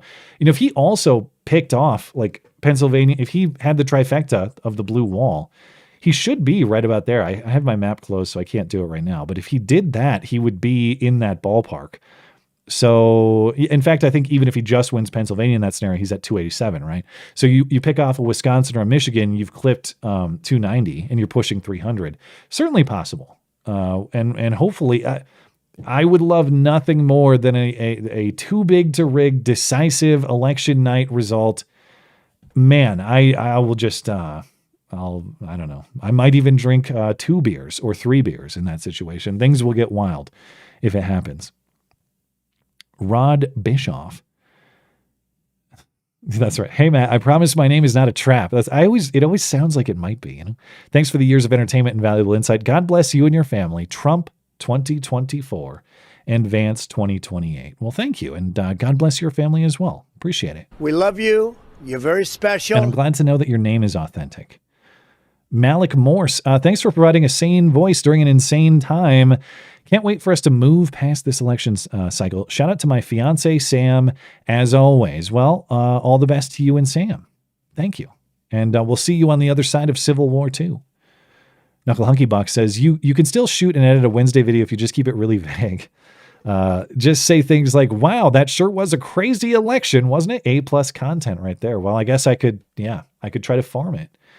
No, I obviously, it's a Hunky Buck joke, of course, but to clue you guys in, like when I sit down and I make pre-recorded videos and they're edited and stuff, like that's a process that takes time, of course. I'm not trying to I'm not trying to leave my usual schedule. Of course, I care a lot about consistency, but I know that if I use my usual process of sitting down on a Tuesday and thinking about a story thoroughly and trying to assemble all the information on it, well, first of all, if I don't talk about the election, that's the only thing anybody cares about at that point in time. Second of all, if I do talk about the election, that information is going to change at lightning speed.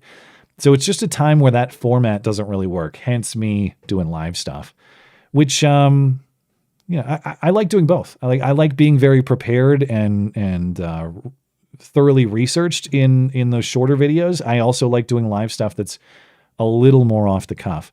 But in this situation, you got to just go live and react to what's happening. Roy says, shout out to Western Razor. I dropped my razor the other day shaving my taint and broke it. I emailed asking to buy the part, and within an hour they responded and told me, no big deal, a new part is on its way. A+ customer service. Well, you love to hear it. I think that the team over at Western Razor is great too, and without saying too much, I hope to have some interesting new collaborative products from Western Razor sometime in the near future. But thank you, Roy. I appreciate you giving them a chance, and I'm glad the product and the customer service was to your satisfaction. Knuckle Hunky Buck says, this is how dictators destroy free nations, by speaking out against war. Quote Liz Cheney. That's not even a joke. That was just the actual statement. You're right. Tortuga says, it's odd. Every time I ask a Democrat why they think Trump is a fascist, they give me a list of all the things the Democrats are doing. Yes. I've noticed that tendency as well. But they're justified when they do it. Oh, we're censoring speech. That's because it's bad speech. Oh, we're prosecuting our political opponent. Well, that's because it's he's a bad guy. Oh, we're the party who supports endless war overseas and the continued U.S. funding of it. Well, that's because Putler is really, really bad. Yeah, amazing how, again, when your moral center when the center of your moral principles is Donald Trump is bad, you can flip on anything on a moment's notice. It just depends on what Trump supports or what Trump likes. There's no moral truth to it. It's just relative to that one guy. Hunky Buck also says, as much as I want to smack Democrat ass, Kamala's willingness to keep her head down until the job is done has earned my endorsement. I'd also like to endorse AOC's face. Well, people think that she's pregnant after that appearance last week. We'll see. Thank you, Hunky Buck. Risen Victory. I hear Tim Walz finally got his first paycheck. He wasn't at all surprised that it was 76 cents on the dollar. What did surprise him was that he immediately felt hands caressing his shoulders, accompanied by sounds of frantic, cryptic sniffing. Well, I'm glad that he got his Joe Biden rewards, apparently. Thank you, Risen Victory. That's disgusting. Appreciate it. I am going to get back into the news. Of course, the crucial story of Peanut's revenge, as we discussed. No, he does not get to curb stomp Kamala and the Democrats from beyond the grave. Unfortunately, at least I've seen no reports of that. But if there is one silver lining in the unfortunate story of Peanut the Squirrel and Fred the Raccoon, it is the memes. And I guess I have to apologize for burying this story so deeply. You know, we're now an hour 15 into the show, and it maybe should have been tonight's top story. Because as I mentioned at the top of the show, there are a lot of interesting parallels between this election and 2016. The meme energy, I think, is largely back. The Democrat candidate or former candidate is calling people trash, much like deplorables in 2016. Democrats installed their candidate by cheating. Of course, this time they just shoved Joe Biden aside and pretended that anybody supported Kamala Harris in the first place. But they rigged their primary system last time, well, 2016, the time prior, by colluding with Hillary Clinton, the DNC colluding with Hillary Clinton at the expense of Bernie Sanders, feeding her debate questions and so forth. Things we learned from the DNC emails. Well, now we have the viral and unjust loss of an animal or animals. 2016, it was Harambe, of course, unjustly taken at the Cincinnati Zoo when a young boy climbed into the gorilla enclosure. Now we have Peanut the Squirrel and his raccoon companion, Fred. And both of these animals were part of an animal shelter in New York called Peanut's Freedom Farm Animal Sanctuary. And this squirrel, Peanut, already had a large online following, 500,000 followers across many platforms, very big on TikTok, apparently. This shelter owner, his name is Mark Longo, he raised Peanut after Peanut's mother was killed by a car 7 years ago. And here are some fond moments with Mark and Peanut.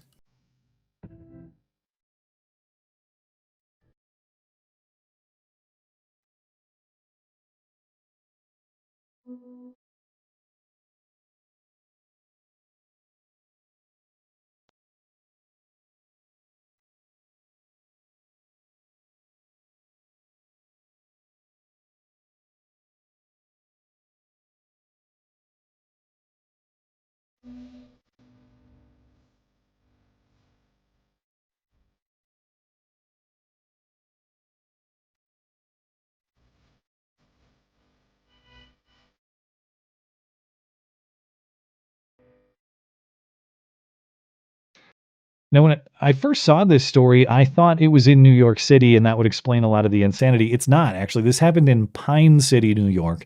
It's a small town on the Pennsylvania border. So on Wednesday, state agents from multiple agencies, this guy Mark is saying that there were 4 different state agencies involved, led by the Department of Environmental Conservation. They raided his home. They had a warrant to search everything, and they did. They flipped the place upside down. The state agents made Mark and his wife wait outside for hours while they searched through the entire house. They took Peanut the Squirrel and Fred the Raccoon, and they euthanized them later in the week because these animals supposedly create the potential for human exposure to rabies. According to this reporting, one of the investigators got bitten by Peanut during the investigation. I would say good, deserved. The state says that in order to test for rabies, they had to kill the animals. Now, I have heard of raccoons and rabies, at least anecdotally. I'm not an expert on the biology of that or how common it is. The squirrel rabies thing I've not really heard before. For what it's worth, Dr. Robert Malone, who you may remember from questioning the vaccine fame, he says it's extremely rare for squirrels to contract or transmit rabies. But they still had to kill Peanut the squirrel to make sure he didn't have it. Mark, the owner of this animal sanctuary and the guy who had Peanut, he did an interview with TMZ over the weekend. He says there were at least 10 state agents sent to his house. And as part of this process, they were actually targeting his wife for immigration enforcement too. We just learned that they have euthanized Peanut. And the raccoon as well. And the raccoon as well. It not only tears my family apart, but Peanut was the cornerstone of our nonprofit animal rescue. And 10 to 12 DEC officers raided my house as if I was a drug dealer. I was sat outside my house for 5 hours. I had to get a police escort to my bathroom. I wasn't even allowed to feed my rescue horses breakfast or lunch. I was sat there like a criminal after they interrogated my wife to check out her immigration status, then proceeded to ask me if I had cameras in my house, then proceeded to go through every cabinet, nook, and cranny of my house for a squirrel and a raccoon. They got a search warrant? They got a search warrant. 4 departments and a judge signed off on a search warrant for a squirrel and a raccoon. And then they took them and killed them. Peanut was an indoor squirrel, not harming anybody. He's been with us for 7 years. Not a single complaint was ever filed for this animal.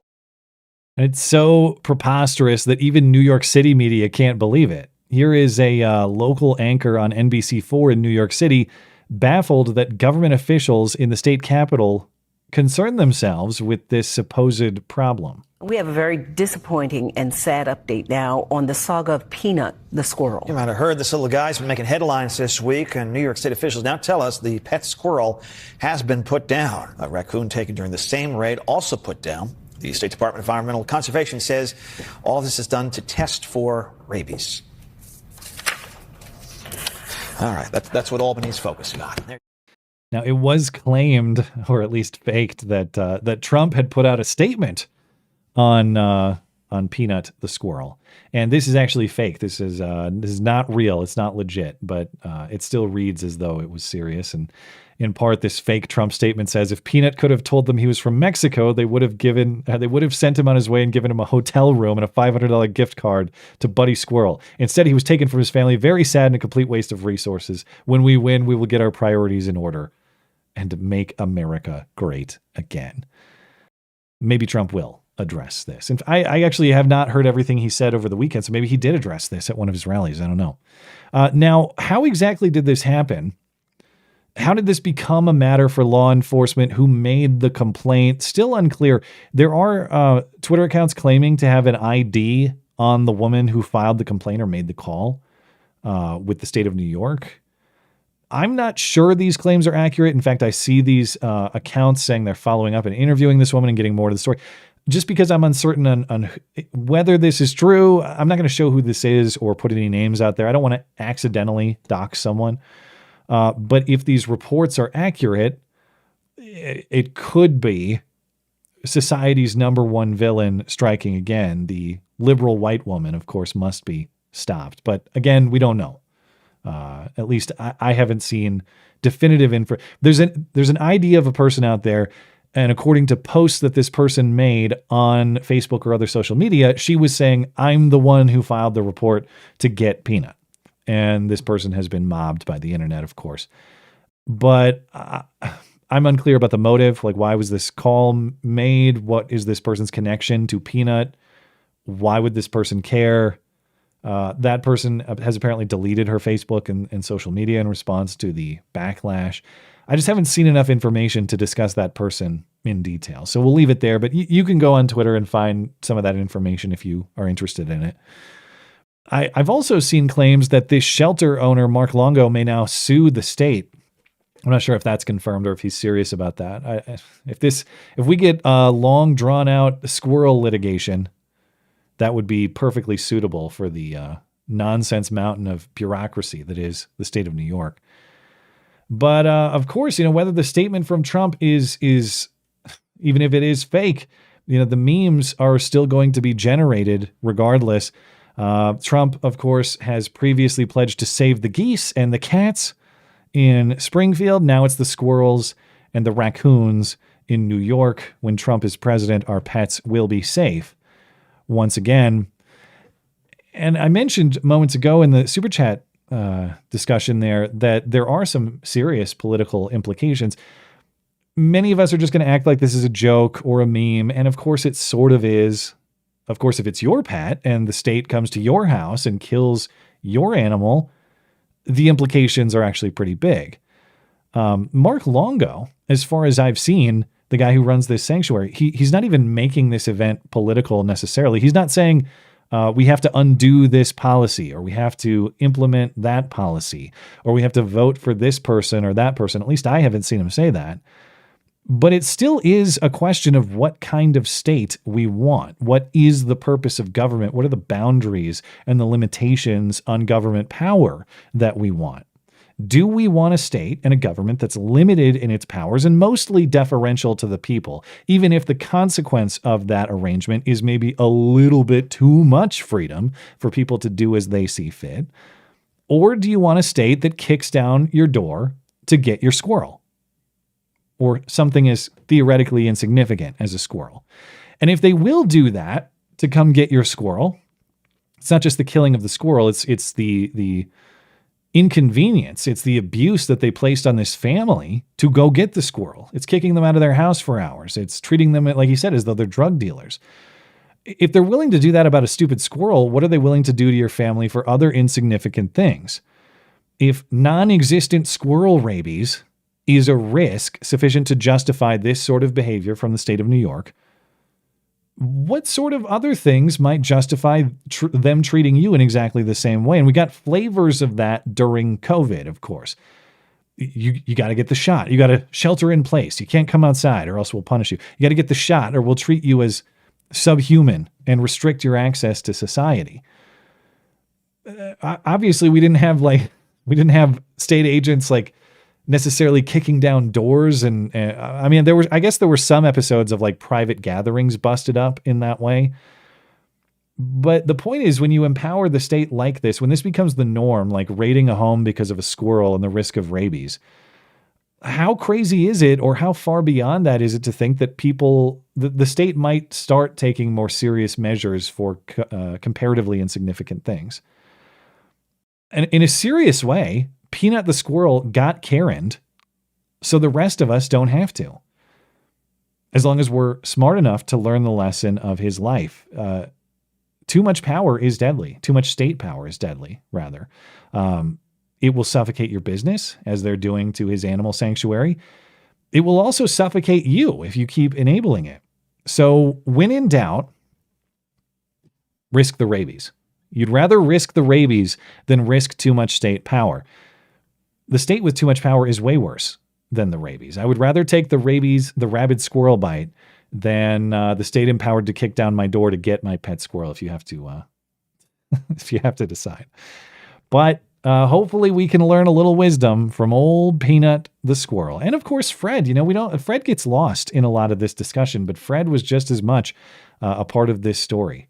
Although I guess the odds are he was more likely to be rabid. So I don't know, be a little more careful with Fred, perhaps. But in other episodes of New York Insanity, rather quietly at the end of the week, understandably so, I guess, because of the election news, the trial for Daniel Penny is underway, and this is in New York City. Recall, Daniel Penny is the Marine veteran charged with manslaughter for restraining Jordan Neely on the subway after Neely threatened subway riders back in May 2023.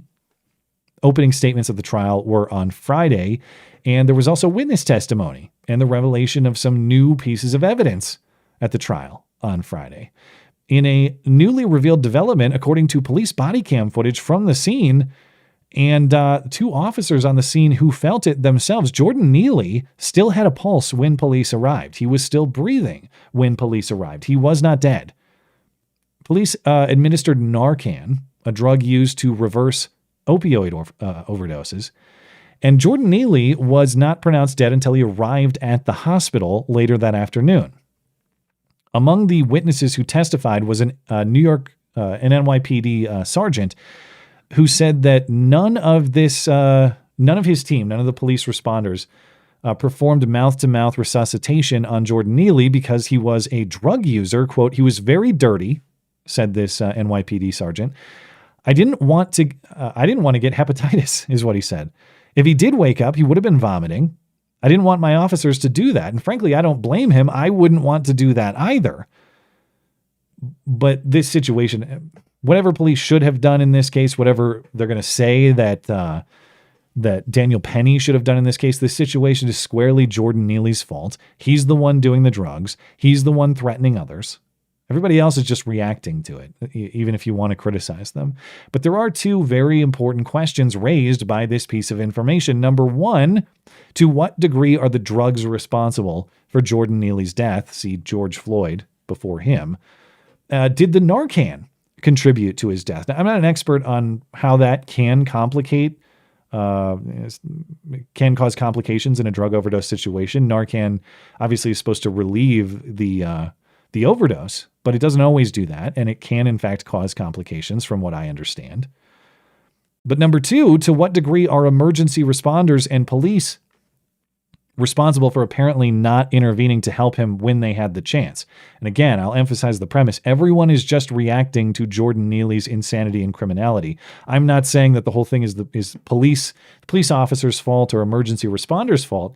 I am saying that if we're going to put Daniel Penny on trial for manslaughter, we have to acknowledge the fact that the guy was still alive, and it could have been a hands-off approach by emergency responders that contributed significantly to his death. That is to say, if there was proper intervention in a more timely fashion, he very likely could have survived. Again, possibility. I'm not saying that certainly is the case, but given the new pieces of information that we've just received through the trial, I think this certainly weakens the prosecution's case, makes it tougher for them to prove beyond a reasonable doubt that Daniel Penny even killed Jordan Neely with all these other factors. But of course, all of that is on top of Daniel Penny being justified in his use of force regardless. To me, it's actually insignificant if Daniel Penny killed Jordan Neely because the use of force was justified. And I say that because according to virtually every witness, Jordan Neely was acting like a psychopath on that train, drugged out of his mind, making threats in people's faces, screaming menacingly. Someone had to intervene to stop him. And of course, Daniel Penny didn't even pull out a gun and shoot him in the face or something like that. He restrained him in a chokehold. That sounds, choked or whatever. This is just a method to get control of a person who is out of control. I don't believe for a second that Daniel Penny ever even intended to kill Jordan Neely. The state's case is that he was reckless in a way that he should have been able to foresee would cause fatal danger to somebody else. He was not reckless. He, in fact, was taking responsibility not only for his own protection, but for the protection of everybody else in his community on that train. Not only was he not reckless, he was a hero. He was brave. He ought to be celebrated. Any mobs that are out there demanding justice against him ought to be demanding he is released, I guess, but the dropping of these charges. That's what the mobs should be after if they had any sanity about them, but of course they don't. The trial is expected to last up to 6 weeks, so this is going to go on for some time. Maybe we get a verdict sometime before Christmas. We'll see. Can you watch the trial? I certainly would be interested in watching. No, you can't. New York does not allow cameras in courtrooms, so you just have to follow reporters' coverage of it. But that brings us to, the weekly tradition, of course. It is Hoax Hate Time.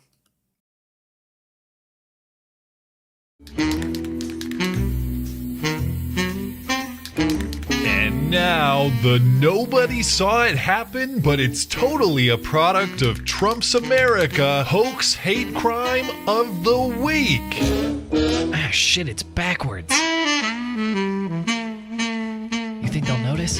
In San Marcos, Texas, this is between San Antonio and Austin, people with Kamala Harris campaign yard signs have supposedly received hateful letters on behalf of the Donald Trump Klan, the Grand Dragon of the Trump Klan with a K, like it's the KKK, is sending these Kamala supporters letters or giving them flyers.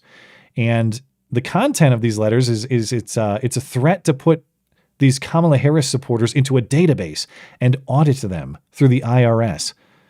And these Kamala supporters are going to suffer 4 years of painful legal misery and attorney's fees, according to this letter.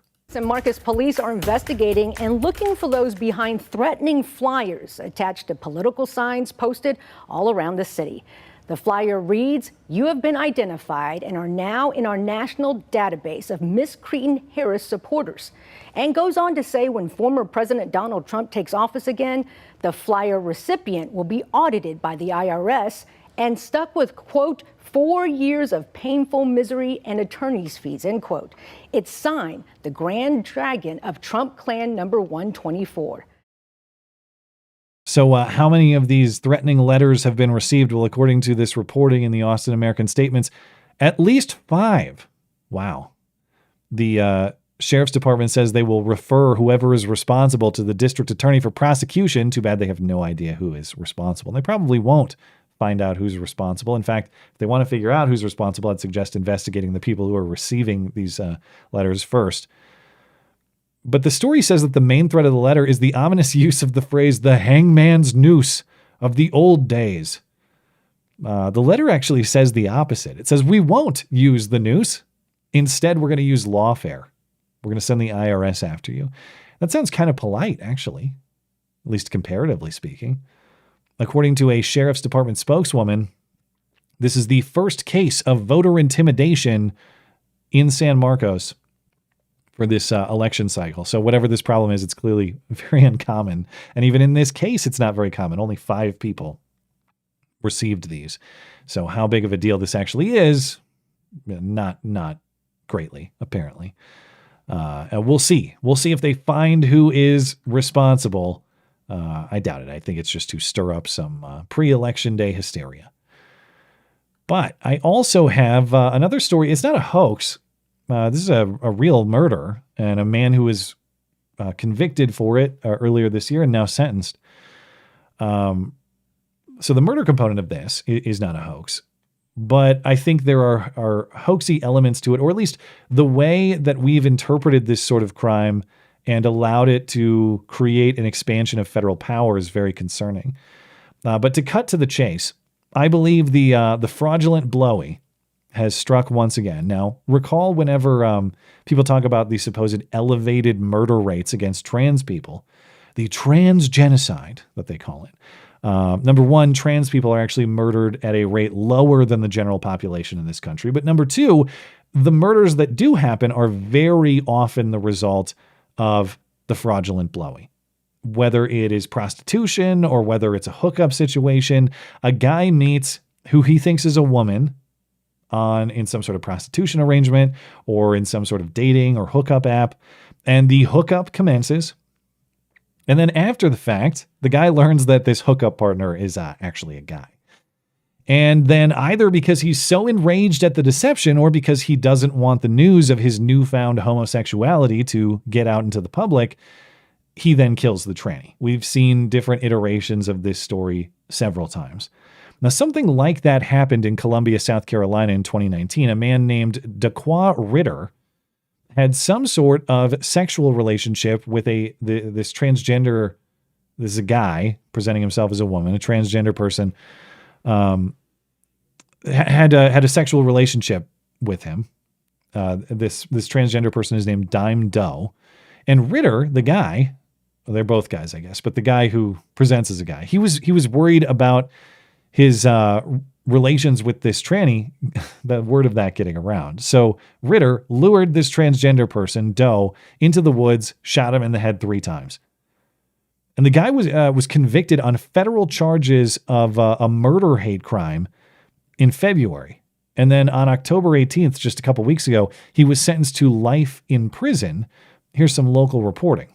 A man who was found guilty in the murder of a transgender woman will spend the rest of his life behind bars. Now, back in February, Daquan Ritter was convicted of killing Dime Doe and found guilty of a federal hate crime. Authorities say he shot and killed her in Allendale back in 2019. The Department of Justice relied heavily on arguments that Ritter feared he would be ridiculed if his relationship with Doe became public knowledge. knowledge. This was the first ever federal trial over a bias-motivated crime, meaning a hate crime, involving a transgender victim.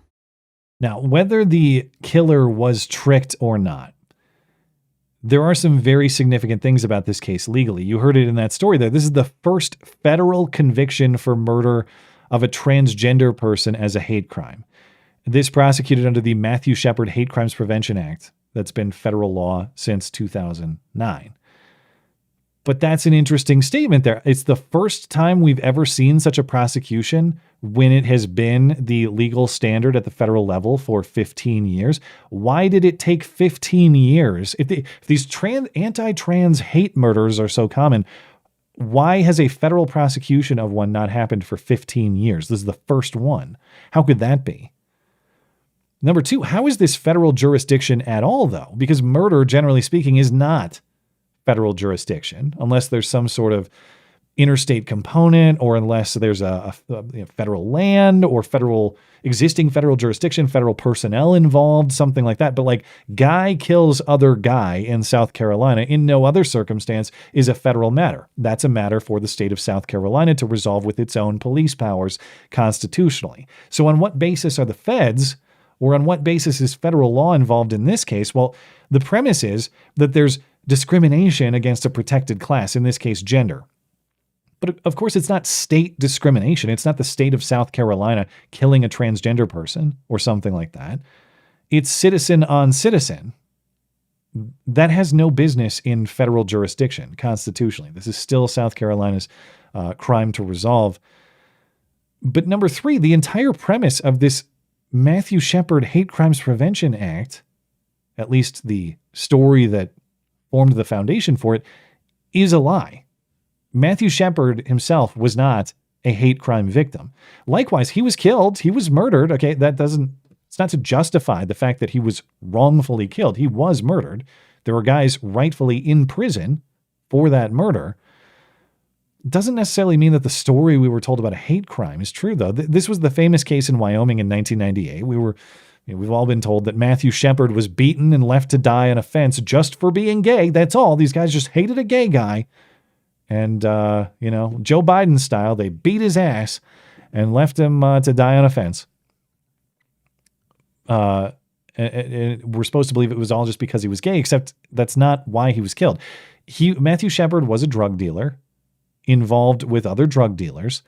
One of those drug dealers he was in a gay relationship with. The drug dispute got him killed. How was he killed for being gay by a guy he was gay with? Good question. If you doubt my assessment of that, the Matthew Shepard case was the subject of a book that was published in 2013. Reason Magazine has a great article published last year outlining all the facts. The book was called The Book of Matt, Hidden Truths, about the murder of Matthew Shepard. Again, Matthew Shepard was murdered, wrongfully killed, but this was not a hate crime.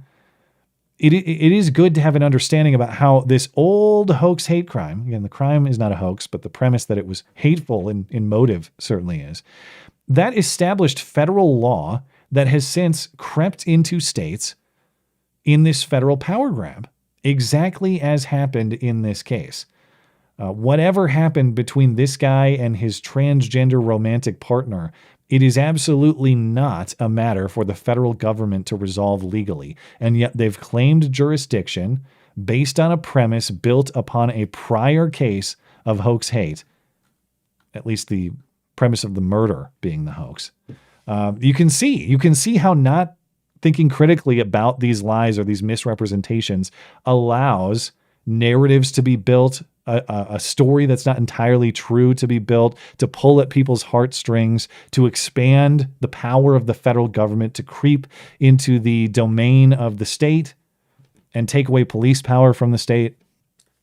It is amazing how you think it's just like one case. Oh, we dressed up one case to try to pursue supposed justice, to really go after the people who did it. Well, when you build up this entire mountain of lies and then you create a whole legal system built upon it, it has massive consequences that we ought to think critically about. So in this case, this is a very consequential fraudulent blow. That's what I'm trying to say. Like this one strikes at the core of our Constitution and our legal division of power in this country. But that's my final thought before the election. We got to crack down. Got to crack down on the feds going after fraudulent blowies. Okay, it's going to undo this country faster than even Kamala Harris can. All right, let's close it out with our super chat. We'll call it a night. Nikki 941 over on Rumble. The government would love to give you a peanut treatment to anyone selling food without a permit. They're targeting the Amish in Pennsylvania to achieve this. See the Amos Miller case. Yeah, I've heard a little bit about that. I haven't followed it closely, but yes, there are a lot of things we ought to think critically about how far we want to empower the regulatory reach of the state, and without building. Well, we don't expect them to come do that sort of stuff to us. Yeah, you got to think critically about it, or they will.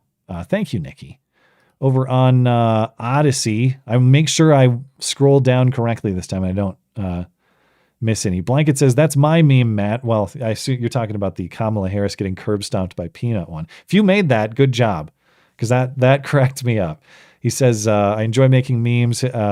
Once I heard about what happened to Peanut the Squirrel, I had to make memes about it. That one is, that one got me. So good job. That was hilarious.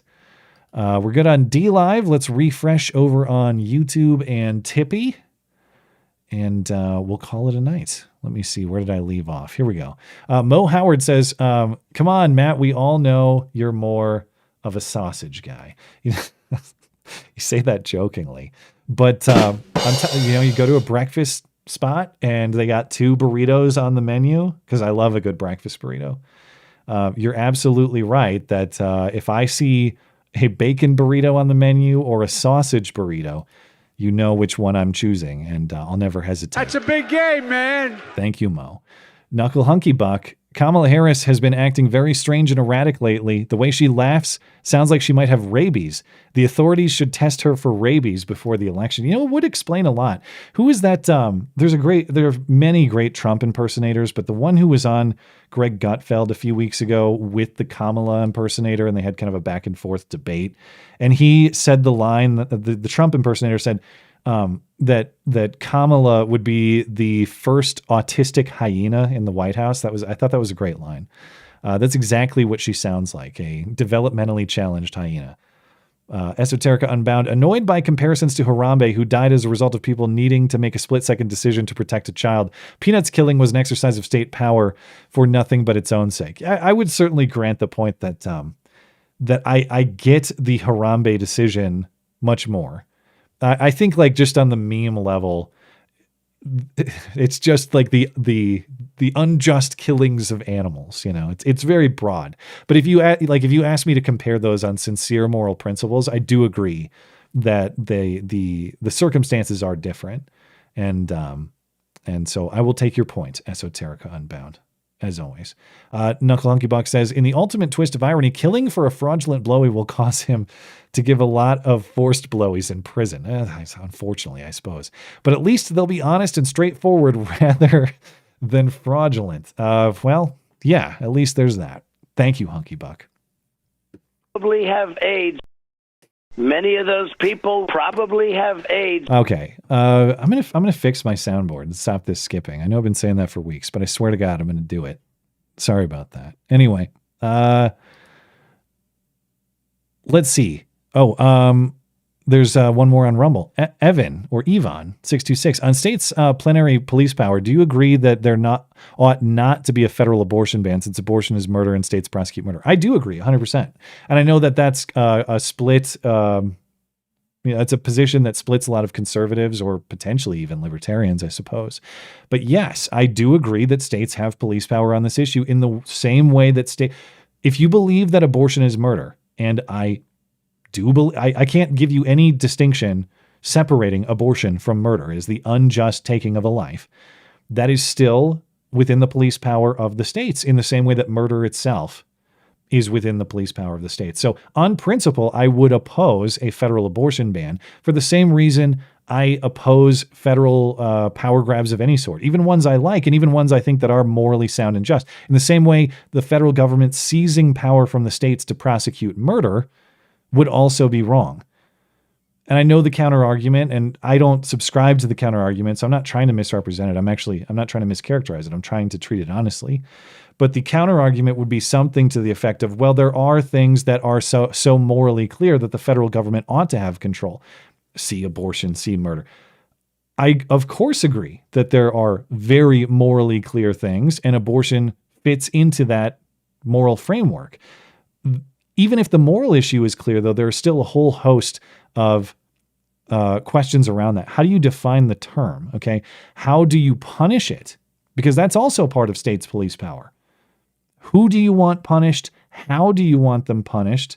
There are a million legal questions, even if you grant the premise fully that abortion is a moral wrong that is murder and should be treated identically to murder. The way that we prosecute and punish murder still has a lot of questions about it, and states should still have the authority to handle that for themselves. That would be my preference. And yes, I understand that there are going to be states that get it wrong. In the same way states get all kinds of issues, some of them life and death in nature, wrong all the time. The answer is not handing more power over to the federal government with the expectation that those feds are going to police this issue perfectly, because they won't. They'll just centralize the mistakes. So that is my general stance. But yeah, I appreciate your thoughts on that, Evan or Yvonne. Also says, on the same note, would you oppose the feds intervening to stop state from legalizing murder of all ages? Corner fantastical case. I'm not sure the reference. Would you oppose the feds intervening to stop a state from... Okay, so a state says all murder is legal. Can the feds go in there? I mean, yeah, I guess you're making a sort of a crazy hypothetical or a circumstance that doesn't exist. But yes, even to the extreme is not going to disprove the rule to me. That is to say, who holds the power to make these decisions? No, I don't think the federal government should be going in and redefining any state's murder laws on any basis. And if there is some insane state out there where they're going to legalize murder and have people running around killing each other freely, that state is going to find out pretty quickly that that is not sustainable, that is not moral. People are going to demand change to that policy very quickly, or they'll leave, and that state will be at a competitive disadvantage. That total disconnect with moral reality will resolve itself fairly quickly. And I don't think it takes the federal government to go in there and force that upon them. I think that the moral truth will reveal itself to them, and they will be compelled to make that change. But thank you for the philosophical point. I appreciate it.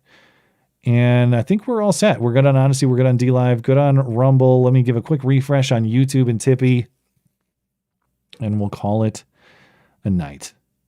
Looks like we're set. Okay.